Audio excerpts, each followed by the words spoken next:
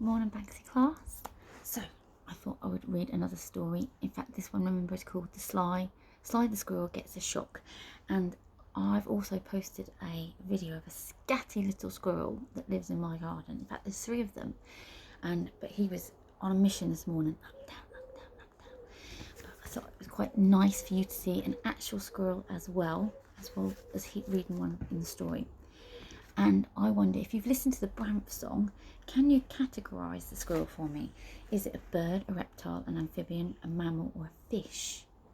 And can you answer, why would you classify it as one of those things? Because in the song it tells you, doesn't it? It's this because it's got this. It's this because it's got this. And you can tell me in September. Anyway, Sly the Squirrel Gets a Shock. Sly the Squirrel was a mean creature. He always got the very best nuts just for himself. He wouldn't let the nuthatch have a single one of the nuts in the hazelwood where he lived, and he caught the little dormouse taking one off the ground. He would bow down and chatter at him angrily. "They're my nuts, they're my nuts." "They're not," said the dormouse. "You ask the hazel trees. They grow them for anyone." The squirrel is a meanie, said the nuthatch, and whistled loud and long. "Sly is his name, and Sly is his nature," sang a little blue tit, who sometimes liked a nut himself. Nobody likes the squirrel, squeaked the field mouse, popping his head up from a hole under the roots of the pine tree not too far away. The squirrel stared around angrily. It wasn't nice to have things like that shouted at you. He was very annoyed. He bounded away to the top of the tree. It was late autumn, and there were many nuts hanging on the boughs. The squirrel picked one and bit it with its sharp teeth. He gnawed a hole in the nut to get at the sweet kernel, but the kernel inside was not sweet. It was very bitter, and the squirrel spat it out in disgust. "Ugh, a bad nut," he said. "There are such a lot this year. I wish the nuthatch and the mice would get all the bad nuts, and I could have all the good ones. That would serve them right for being so mean to me." And as he sat there and nibbled at a good nut, an idea came into his sly little head. "I know what I'll do. I'll gather all the bad nuts I can find, and I'll put them into a pile, and I'll tell the nuthatch and the mice I've picked a present for them. Then they will be sorry for calling me those rude names, and will think that I'm a fine fellow indeed. But what a shock they will get in the middle of winter when they go to their store of nuts and find that they are all bad." The mean little squirrel began to hunt for the bad nuts. He knew that they had little holes in them where the nut grub had bitten its way out. He put them all together in a pile at the foot of one of the hazel trees. "Look at that sly squirrel. He's piling up heaps of nuts for himself," said the nuthatch to the dormouse below. The squirrel overheard him. "Those lovely nuts are not for myself," he said. "They are for you and the dormouse and the field mouse." "I don't want them," said the dormouse. "I sleep all winter through. I'm eating nuts myself now to get my body fat, so that I shall be able to sleep in comfort all the winter. It will soon be very, very cold." The nuthatch was surprised to hear that the sly squirrel had collected the nuts for others and not for himself. "Well, thank you," he said. "I may visit the pile in the winter." "I've plenty stored up for myself," said the field mouse, "but maybe I'll find a few of your nuts useful. Sly, thank you very much. The nuthatch and I will cover them with leaves." So he and the nuthatch covered up the big pile of bad nuts with leaves. Sly the squirrel grinned to himself. What a shock they will get," he said. Now that night the frost came. It came very suddenly indeed, before Sly the squirrel expected it.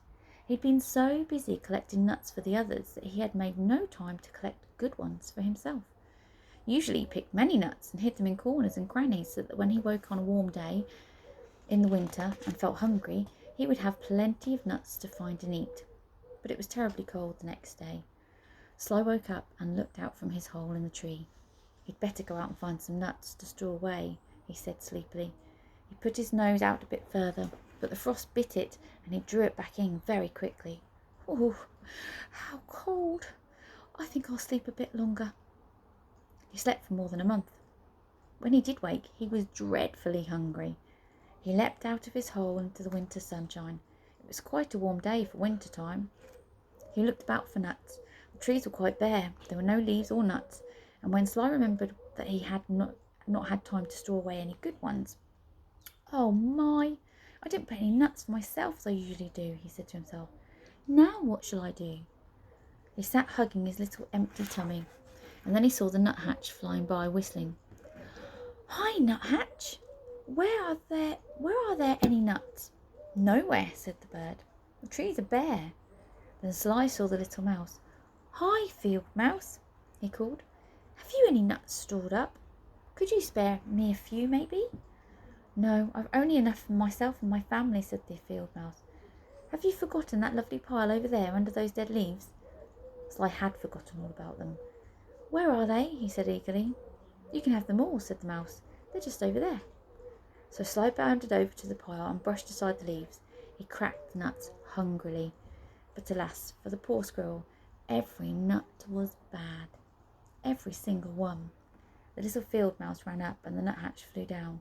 "What's the matter?" they said as they saw Sly throwing away nut after nut after nut without eating it. "Bad, bad, all bad," said Sly. "Why did you collect all bad nuts, you silly, stupid things?" The nuthatch whistled and the field mouse squealed with laughter. "Silly yourself! It was you who collected that pile of nuts and gave them to us, don't you remember?" And then, at last, Sly did remember. Yes, he had picked all the bad ones.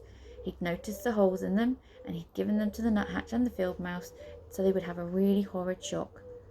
The nuthatch and the field mouse went off laughing. "Serves you right," they cried. So Sly the squirrel had to go hungry all that winter. And if the little mouse hadn't been kind enough and given him a few of his own nuts, he would probably have starved. I don't think he'll play that trick again. Do you? Mischievous little squirrel. And the squirrel in my garden this morning was very mischievous as well, running up and down, up and down. And when I watch him, I've watched him before with a little nut. He takes it to the garden and he digs and he puts it away and then he runs away again. And then I've watched him come back later looking for the nut. And I'm pretty sure he's got a memory like Mrs. Fish because he forgets where he puts it. And he digs little holes everywhere and can't find the nut. It's quite funny, quite entertaining to watch. So watch the video because he's a fast, entertaining squirrel. That takes us to our next story, which is Light-Winged Swallow. Swallows are beautiful birds. You've probably seen them flying around. I think they have little V-fork tails. And I don't know if that's swift actually. I'll Google it. I'll find out the difference. I wonder if anyone else found out the difference between a frog and a toad, because I've also uploaded a picture of a frog in my garden this morning. Now, how do I know it's a frog? Because he has got spots on his back, but there's something very distinct about him that makes him a frog, not a toad. Okay, catch you next time.